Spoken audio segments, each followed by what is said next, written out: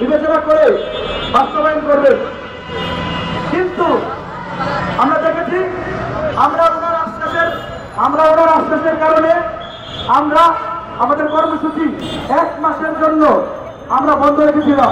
কিন্তু এই 1 মাসে হিন্দু নির্যাতন যেভাবে বেড়েছে, সেই সাথে আমরা দেখেছি যে আমাদের যে আত্মহত্যা দাবি, এটা প্রথম দাবি ছিল যে নির্যাতনকারীকে বিচার ট্রাইব্যুনাল গঠন করে বিচারের আওতায় আনা। আমরা দেখেছি সেই বিচার ট্রাইব্যুনালটা গঠন করতে পারিনি, এবং এই এতগুলো মঠ মন্দির ভাঙচুর, বাড়িঘর ভাঙচুরের আসামিদেরকেও তারা গ্রেপ্তার করতে পারেনি বা চিহ্নিত করতে পারেনি। এটা লজ্জাজনক বিষয়। আমরা যখন বন্যার পরে আমাদের কর্মসূচি আবার শুরু করলাম, তখন থেকে আমরা দেখেছি যে আমাদের আত্মহত্যা দাবি আমরা আমাদের মতো করে বলেই যাচ্ছি, কিন্তু তাদের পক্ষ থেকে আমরা কোনো সুস্পষ্ট কোনো উত্তর পাচ্ছি না। আমি তাদের বলে দিতে চাই যে আপনারা তাহলে কেন আমাদেরকে গত 4ই আগস্ট বলেছিলেন যে আমাদের দাবিগুলো যৌক্তিক, আমাদের দাবিগুলো আপনারা মেনে নেবেন। আমাদেরকে মিথ্যা আশ্বাস দেওয়ার তো প্রয়োজন ছিল না। আমরা বিগত 13ই সেপ্টেম্বর শাহবাগে যে বিক্ষোভ সমাবেশ করেছিলাম, সেইখান থেকে আমরা স্পষ্টভাবে জানিয়ে দিয়েছিলাম, হয় আপনারা আমাদের দাবিগুলো মেনে নিন, অথবা আমাদেরকে জানিয়ে দিন যে আমাদের দাবিগুলো আপনারা মেনে নেবেন না, বা আমাদেরকে আপনারা নিরাপত্তা দিতে পারবেন না। এরপরে আমরা দেখেছি যে 20ই সেপ্টেম্বর আমরা যখন মশাল মিছিল করলাম সম্মিলিত সংখ্যালঘু জোটের ব্যানারে, সেইখানেও আমরা স্পষ্টভাবে আপনাদের কাছ থেকে ব্যাখ্যা দিয়েছিলাম। সেইখান থেকে আপনারা আমাদের কোনো ব্যাখ্যা প্রদান করেননি।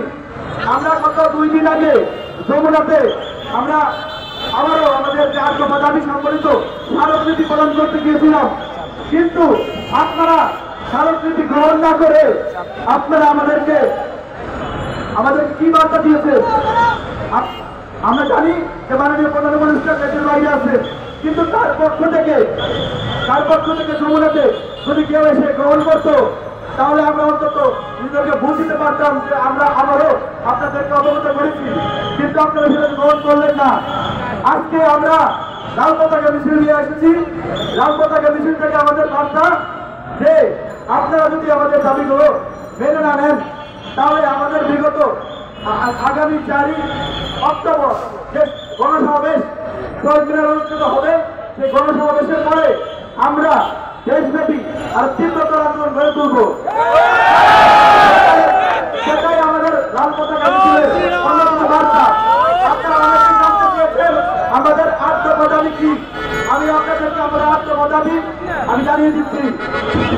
সংখ্যালঘু নির্যাতনের বিচারের জন্য দ্রুত বিচার ট্রাইব্যুনাল গঠন করে দোষীদের দ্রুততম সময়ে উপযুক্ত শাস্তি প্রদান, ক্ষতিগ্রস্তদের যথোপযুক্ত ক্ষতিপূরণ প্রদান ও পুনর্বাসনের ব্যবস্থা করতে হবে। 2, অনতিবিলম্বে সংখ্যালঘু সুরক্ষা আইন প্রণয়ন করতে হবে। 3, সংখ্যালঘু বিষয়ক মন্ত্রণালয় গঠন করতে হবে। 4, হিন্দু ধর্মীয় কল্যাণ ট্রাস্টকে হিন্দু ফাউন্ডেশনে উন্নীত করতে হবে। পাশাপাশি বৌদ্ধ ও খ্রিস্টান ধর্মীয় কল্যাণ ট্রাস্টকেও ফাউন্ডেশনে উন্নীত করতে হবে। 5, দেবত্বের সম্পত্তি পুনরুদ্ধার ও সংরক্ষণ আইন প্রণয়ন এবং অর্পিত সম্পত্তি প্রত্যার্পণ আইন যথাযথ বাস্তবায়ন করতে হবে। 6, সরকারি বেসরকারি বিশ্ববিদ্যালয় ও বিশ্ববিদ্যালয় কলেজের সংখ্যালঘু শিক্ষার্থীদের জন্য উপাসনালয় নির্মাণ এবং প্রতিটি হোস্টেলে প্রার্থনা কক্ষ বরাদ্দ করতে হবে। 7, সংস্কৃত ও পালি শিক্ষা বোর্ড আধুনিকায়ন করতে হবে। 8, শারদীয় দুর্গাপূজায় 5 দিন ছুটি দিতে হবে।